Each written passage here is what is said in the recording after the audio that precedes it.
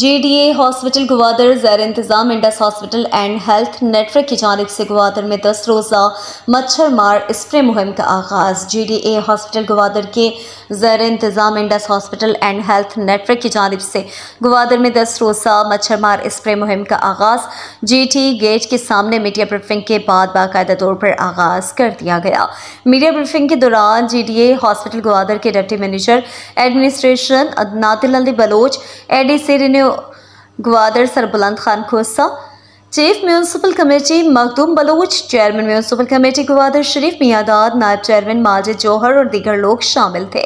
इस स्प्रे मुहिम का मकसद हालिया तूफानी बारिशों के बाद ग्वादर में बढ़ती हुई डेंगू और मलेरिया के केसेस में इजाफा हुआ, जिसके पेश नज़र ग्वादर में स्प्रे की ज़रूरत को मद्देनजर रखते हुए इस मुहिम का आगाज़ कर दिया गया।